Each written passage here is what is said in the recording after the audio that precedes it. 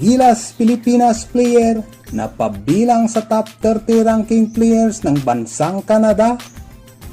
Isa din kaya siya sa mga NBA top prospects ngayong 2026?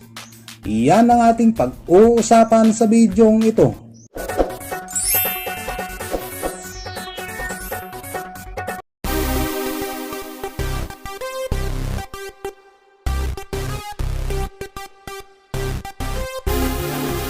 Taong 2022, nang una nating nakita si Andy Himao suot ang Gilas Pilipinas jersey sa FIBA Under-16 Asian Championship.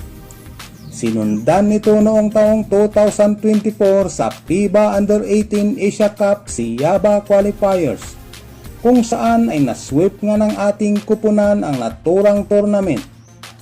Kasama din siya sa lineup ng Batang Gilas Under-18 para sa FIBA Under-18 Asia Cup. Ngunit sa kasamaang palad ay hindi ito nakapaglaro dahil sa isang injury.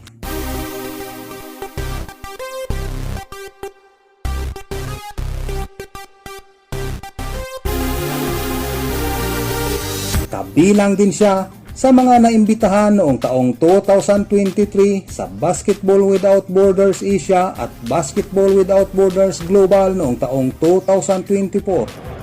Hey, what's up, Andy? So how was the weekend? Just 3 days with Basketball with Borders. It was cool, yeah. We did a lot of stuff and I got a lot from it. Sa FIBA Under-18 Asia Cup, kung saan ay hindi nga siya nakapaglaro dahil sa natamong injury sa isang tune-up game kalaban ng koponan ng Iran, ay isa siya sa mga inaabangang top prospects na manlalaro ayon mismo sa FIBA.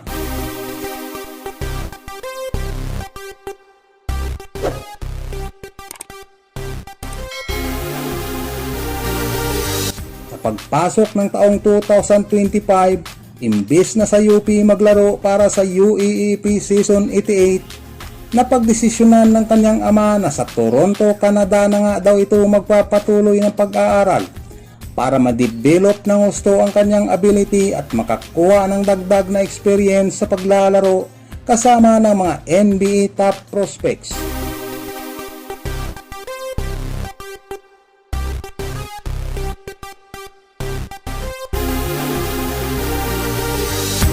At ngayon nga ay namamayagpag ang kanyang basketball career, dala-dala ang pangalan ng isang sikat na eskwelahan sa Canada. Sa katunayan, kasama siya sa top 30 Canadian players ngayong taon. Pinuna din ng iba't ibang malalaki at mga sikat na sportscaster gaya na lang ng basketball media outlet at iba pa ang kanyang athleticism, ball handling at high basketball IQ.